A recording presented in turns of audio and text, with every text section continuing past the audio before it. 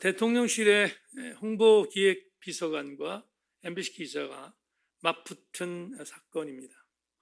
보신 분도 보시겠지만 MBC 기자와 그리고 대통령실의 첨예한 대립 때문에 그래서 언성이 높아지고 구성이 오가는 그런 일들이 전 국민들에게 방송된 내용을 저도 보게 되었습니다. 생각이 다른 사람끼리 맞붙는 건 어쩔 수 없는 건데, 그런데 아주 볼썽사나운 일 하나를 그날 보게 되었는데, 그건 상식적이지 않았습니다. 뭐가 상식적이지 않았는가 하면 대통령실 관계자는 세금을 갖고 살아가는 사람이고 MBC 기자는 여론을 제대로 보도해야 되는 언론인입니다. 그런데 계급관계가 아닌 두 사람이 서로 붙은 이유는 반말 때문이었습니다. 대통령실의 홍보기획관이 MBC 기자에게 반말을 하자 반말한 것을 기분 나빠했던 기자가 반말하지 말라고 비난했습니다. 발단이 돼서 서로 언성이 오고 가는 일들을 보면서 참 참담했습니다. 여러분, 우리는 이런 생각을 할 때가 많습니다. 권력을 잡으면 피권력층에게 군림하려고 합니다. 그 군림에 대한 대표적인 케이스가 반말 짓거리입니다. 이건 상식적이지 않은 아주 무례한 일 중에 하나입니다. 누군가가 누군가에게 반말을 한다면 사적인 관계가 아닌 이상 무례한 일입니다. 사적이지 않은 사적인 관계의 상황 속에 이루어지는 것은 얼마든지 이해할 수 있지만 공적인 관계에서 누군가가 누군가에게 반말을 한다는 것은 상식적이지 않고 대단히 무례한 일이 아닐 수 없습니다. 제가 책을 읽다가 무례한 기독교란 책에서 이런 글을 읽은 적이 있습니다. 너희가 살인하지 말라는 계명은 단지 문자적으로 누구의 생명을 앗아가는 것만으로 이해해서는 안 된다. 도리어 이 계명은 말이나 몸짓으로 내 이웃에게 모욕을 주거나 미워하거나 상처를 주면서 죽이는 것도 잘못이라는 것을 알려주는 계명이다. 여러분, 이게 어떤 의미죠? 대단히 중요한 통찰이지 않습니까? 살인하지 말라 하는 것을 누구의 생명을 앗아가는 것만 말하는 게 아니라 무례하지 말라는 것입니다. 여러분, 무례한 말로 남의 인격을 모독하는 일, 이것도 살인이라는 사실을 알려준 그런 문장을 읽다가 동의했습니다. 우리는 무례를 행할 때 말로 하는 무례가 대단히 많습니다. 그래서 언어를 조심하라. 이기주 작가가 그래서 이런 말을 했어요. 말은 온도가 있다.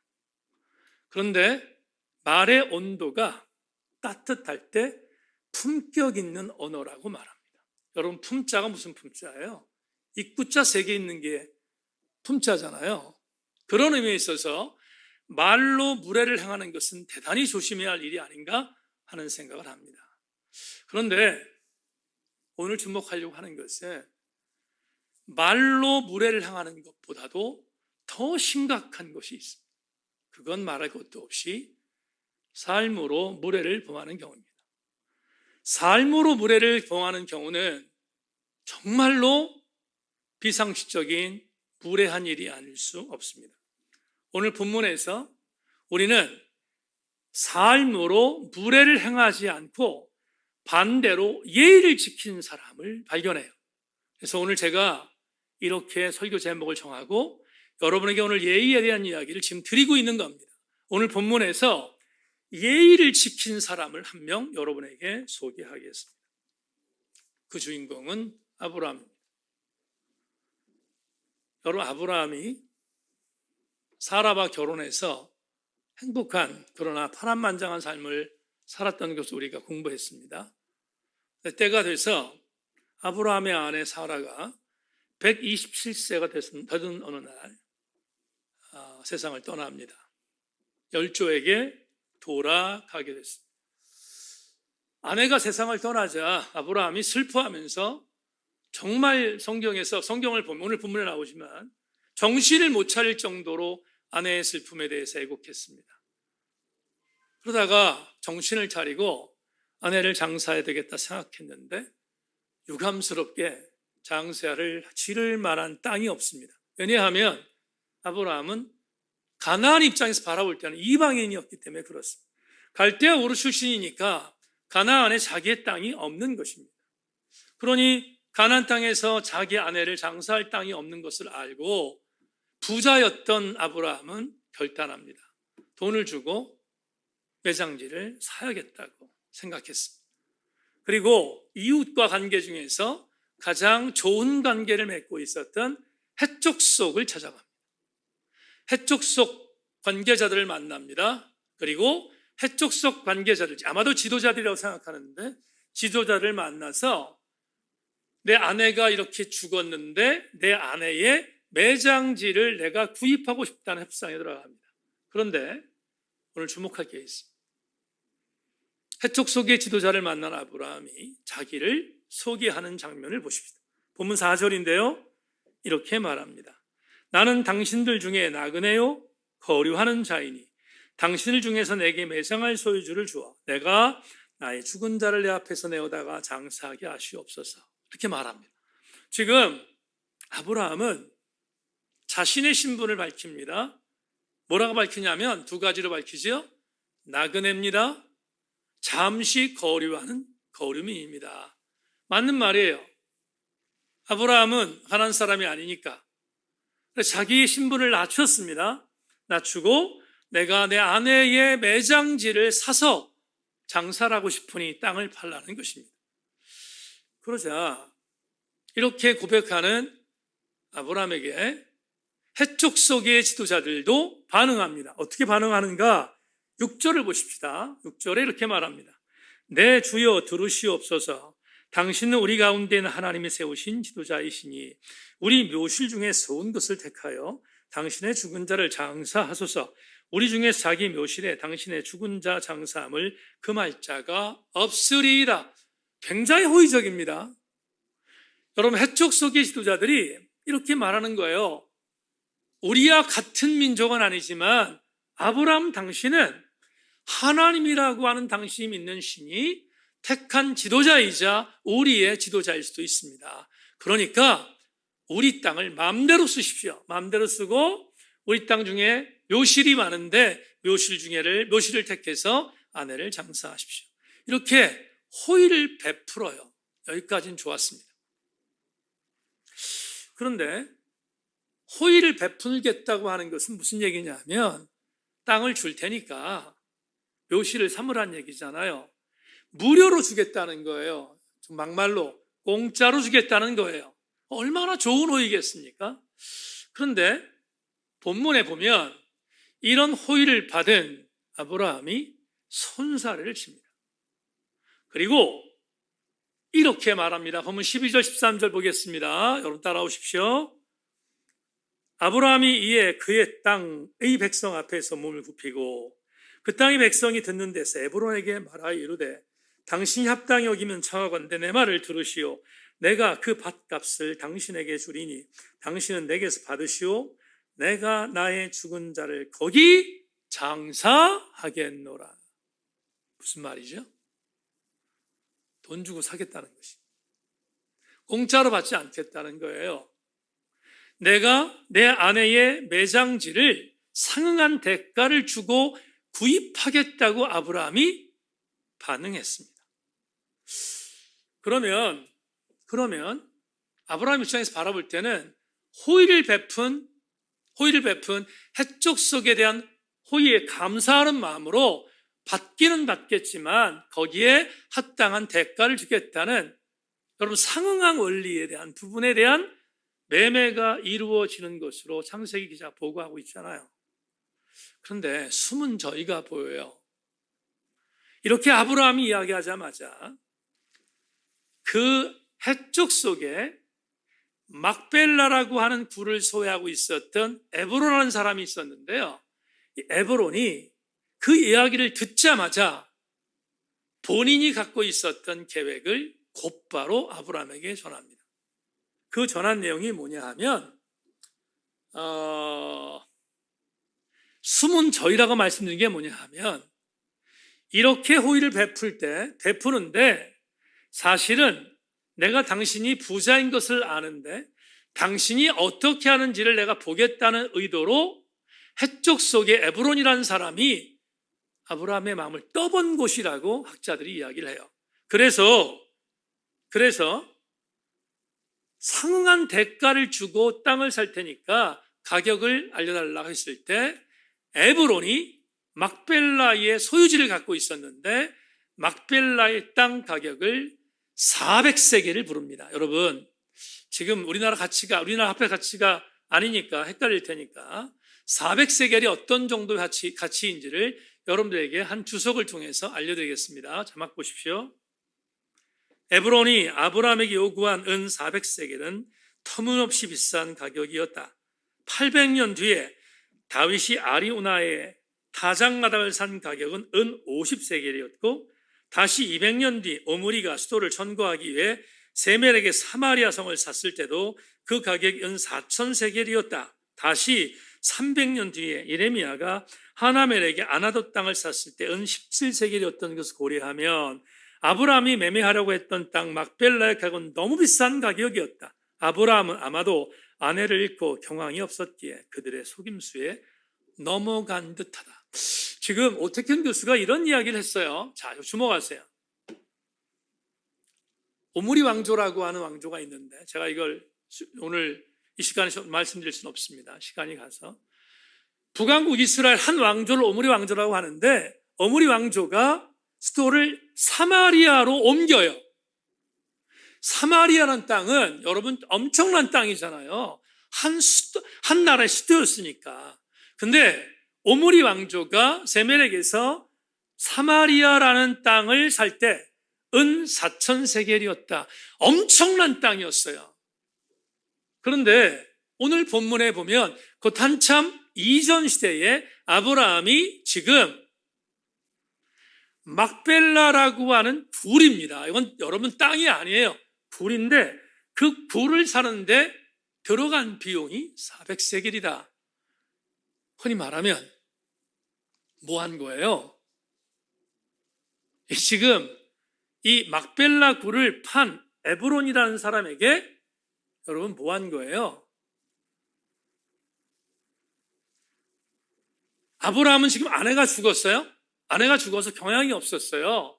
그러니까 경황이 없었던 상황에서 어떻게든 간에 땅을 구입해서 아내를 매장해야겠다는 생각이 올인했습니다.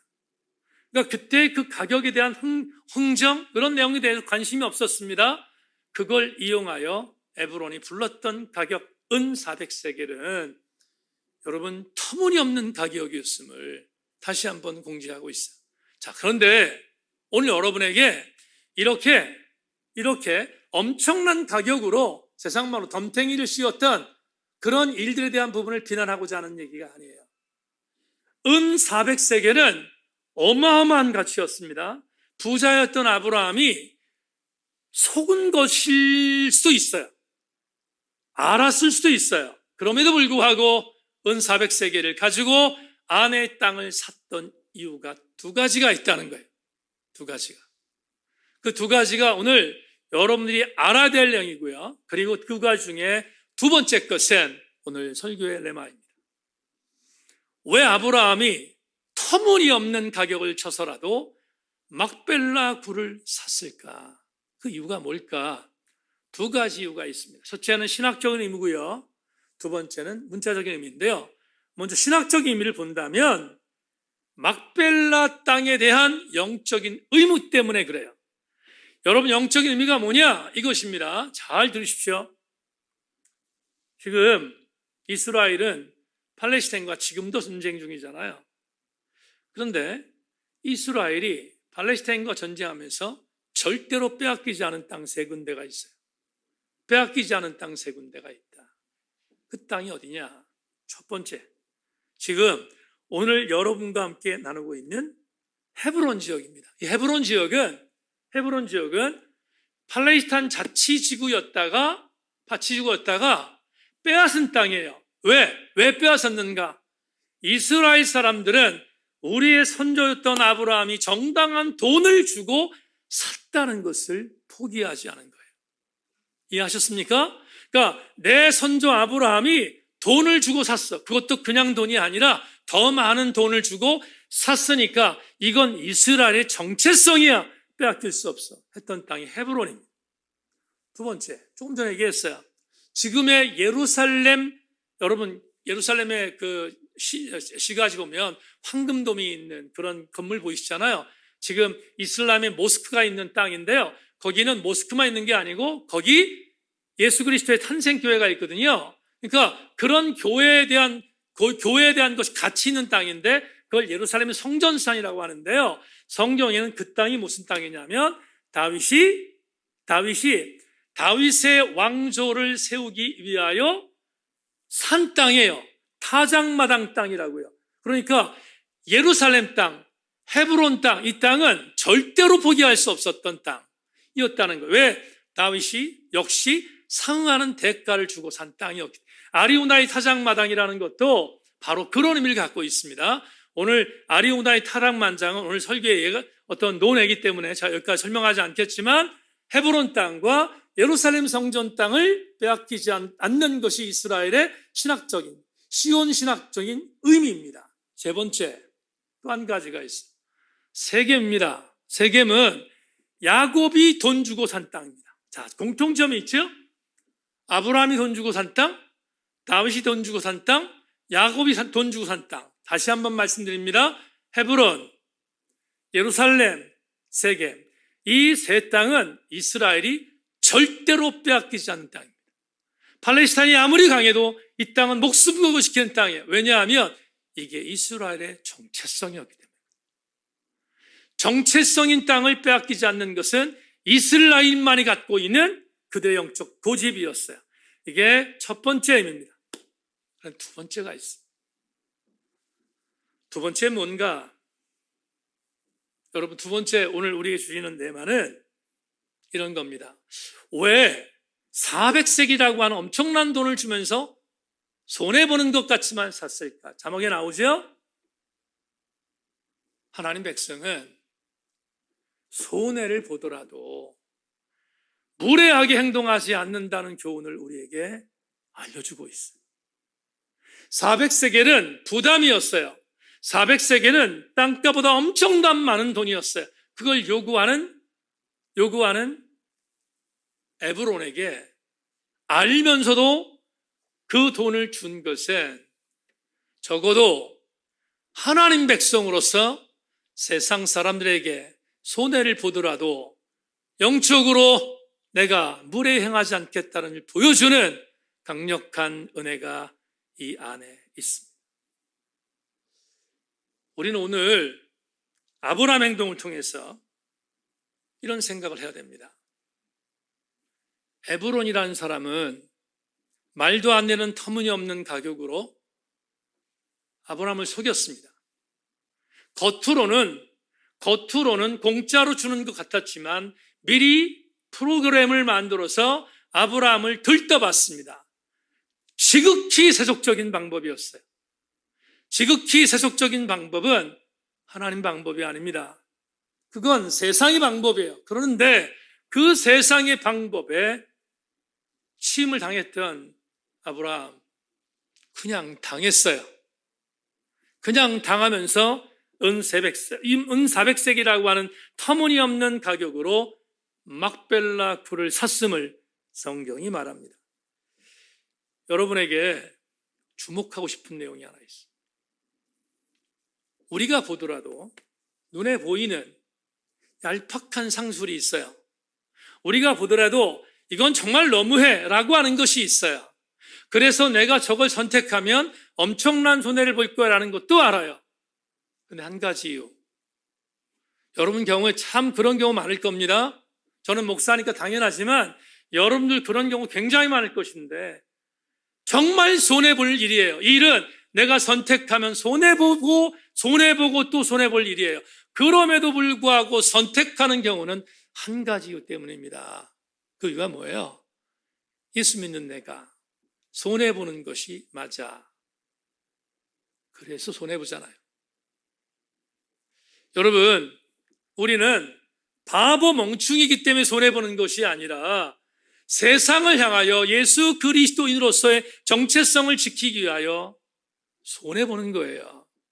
부담을 짊어지는 것이다 이 말이에요. 아브라함이 그렇게 했던 것처럼 오늘 우리도 이 부분에 있어서 얄팍한 상술, 얄팍한 계산함, 세속적인 계산함을 갖고 전진해서 안 된다는 사실을 오늘 본문을 통하여 우리에게 제시해 주고 있어요. 무례하지 않은 그리스도인은 세상적인 방법을 택하지 않습니다. 여러분, 사사기 1장을 보면 하나님이 가나안 초기 공동체 이스라엘 백성들에게 명령한 게 있어요. 올라가면 가나안의 모든 민족들을 쫓아내라 이렇게 말했잖아요. 쫓아내라는 거예요. 근데 쫓아내지 않아요. 여러분 성경 사사기 1장 27절부터 28절까지 말씀을 자막 통해서 보십시오. 므낫세가 베스안과 그에 딸린 마을들의 주민과 다아낙과 그에 딸린 마을들의 주민과 돌과 그에 딸린 마을들의 주민과 이블라임과 그에 딸린 마을들의 주민과 무기또와 그에 딸린 마을들의 주민을 쫓아내지 못하며 가나안 족속이 결심하고 그 땅에서 거주하였더니 이스라엘이 강성한 후에야 가나안 족속에 소욕을 시켰고 다 쫓아내지 아니하였더라. 지금 12지파의 이스라엘 지도자들에게 가나안이 들어가면 너희들에게 차지하게 만들 땅에서 가나안 족속들을 내쫓으라고 말했습니다. 그런데 불순종합니다. 쫓아내지 않았습니다. 왜 쫓아내지 않았는가? 얄팍한 계산 때문이에요. 어떤 계산? 이 계산. 430년 동안 우리의 조상들이 애굽에서 노예를 살았어. 노예를 살았는데 노예로 부림을 당하는 우리 민족은 굉장히 고통을 당했는데 애굽 사람은 얼마나 편했지? 우리를 노예를 부리니까 저들에게 얼마나 유익이 되겠지라는 것을 그들이 보고 자랐어요. 그런데 이제 역전이 됐습니다. 하나님의 은혜로 가나안에 들어왔습니다. 가나안은 소수민족이고요. 이스라엘은 그 땅을 침공해서 그 땅을 차지한 주인이 됐습니다. 옛날 생각이 났습니다. 어떤 생각? 가나안은 농경 문화가 있는 곳이에요. 40년 동안 애굽에 살았던 사람 농사를 잘 못 집니다. 뭔지 잘 몰라요? 그랬더니 그들이 가나안에 들어가서 힘으로 가나안 민족들을 내쫓을 수 있어서 불구하고 하나님 명령이 그랬음에도 불구하고 내쫓지 않아요. 이유는 이것입니다. 이전에 애굽에서 우리의 조상들이 경험했던 그 유익을 우리도 갖지 않은 거예요. 우리도 갖자. 이들을 노예로 삼아서 이들을 부리면 가나안의 농경 문화를 우리가 손쉽게 습득할 수 있어 하는 생각을 갖고 세속적으로 계산했어요. 그래서 쫓아내지 않았어요. 문제가 뭐죠? 문제는 이것입니다. 성경은 이렇게 말해요. 이스라엘 12지파가 가나안의 족속들을 쫓아내지 않았더니 훗날 그 가나안의 족속들이 이스라엘을 괴롭히는 가장 골치 아픈 문제거리가 되었음을 사사기서가 고발하고 있어요. 오늘 여러분에게 무엇을 말씀드리려고 하는가? 이것입니다. 수협에 나오신 여러분, 무례한 그리스도인들은 세속적인 방법을 따라갑니다. 무례하지 않는 그리스도인은 불편하더라도 하나님 방법을 택하지 세속적인 방법을 택하지 않습니다. 우리가 예의 있는 그리스도를 살기 위해서는 세상의 방법을 따라가는 것이 아니라 하나님 방법을 그대로 순종하며 따라가는 자가 되어야 한다는 사실을 오늘 본문을 통해서 우리에게 제시하고 있습니다. 이 본문이 우리에게 조명해 주는 은혜는 바로 이것입니다. 수요일 저녁에 나오신 교우 여러분들은 세상 사람들이 갖고 있는 방법과 똑같이 상식적이지 않은 무례한 일을 행하는 자들이 아니라 그 반대편, 불편해도 힘들어도 예수 그리스도인으로서 무례하지 않고 예의를 지키는 하나님 백성으로 살아가야 함을 가르쳐주는 것이 오늘 아브라함의 막벨라 굴 구입 사건입니다. 여러분에게 한 글을 읽고 설교를 맺으려고 하는데 이 글을 소개하는 것이 저에게는 적지 않은 부담인 게 사실입니다. 왜냐하면 지금 이 글을 쓴 사람의 글을 오래전에 읽었는데 맞는 말인데 한국 교회의 영적 상태를 바라보면 100% 동의할 수는 없어요.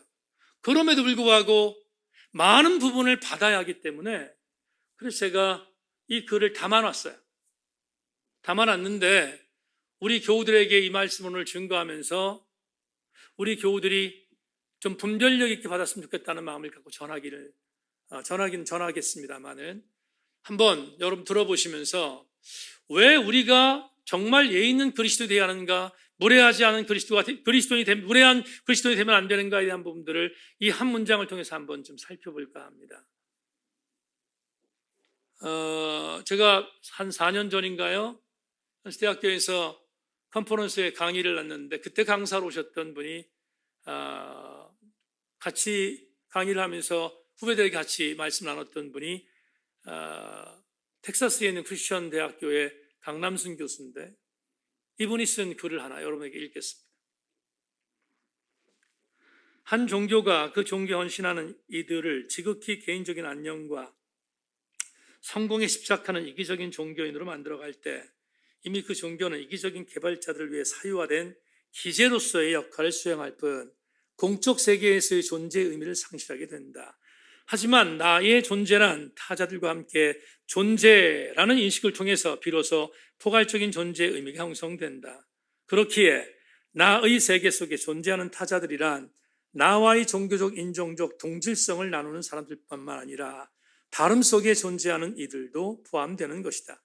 그런 의미에서 정치적, 문화적, 경제적 불균형과 불평등의 세계 속에서 다양한 현실에 관하여 하고 인간들을 서로로부터 분리시키는 다양한 경계를 넘어서서 사랑, 연대, 책임적 삶을 살려는 강력한 주대장이 교회가 감당해야 할 공적 한대라는 미션이다. 어렵지요? 제가 풀겠습니다. 강남순 교수가 이런 이야기를 한 것입니다.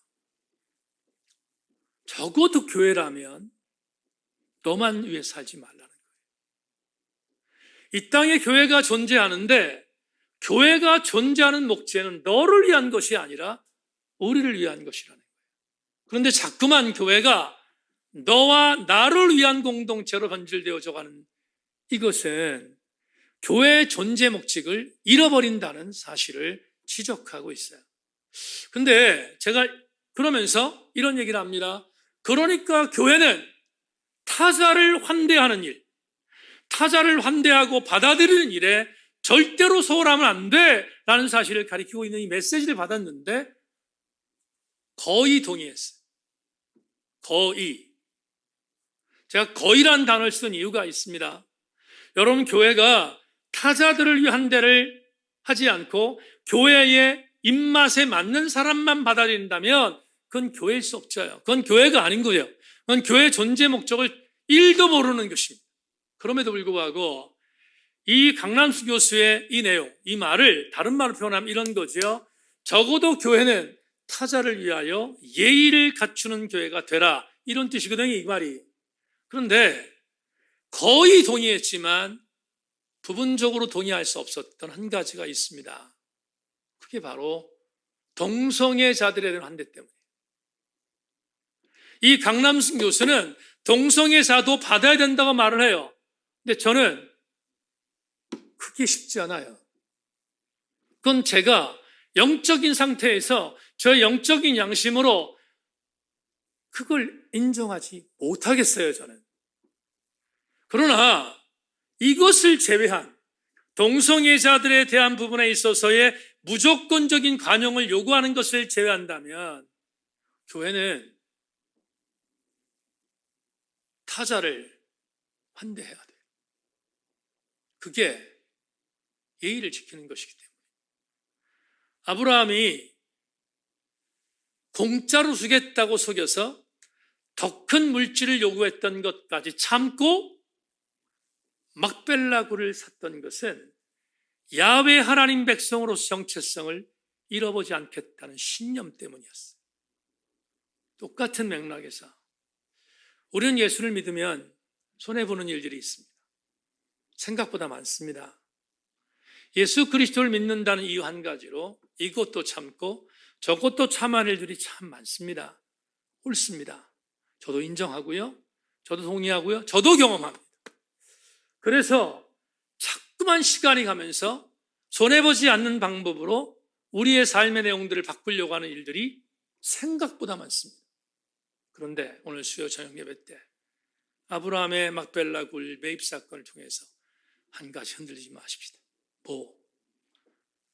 손해보는 일에, 부담짓는 일에 우리가 계산하지 말아야 한다는 것입니다. 적어도 우리가 예수 그리스도인으로 살아가겠다는 결단은 불편하고 부담되는 일들을 감당했다는 결심이 있었기에 예수 그리스도인들이 된 것입니다. 오늘 주님 앞에서 예의를 지키는 일들이 우리 스스로를 바라보면 많이 있습니다.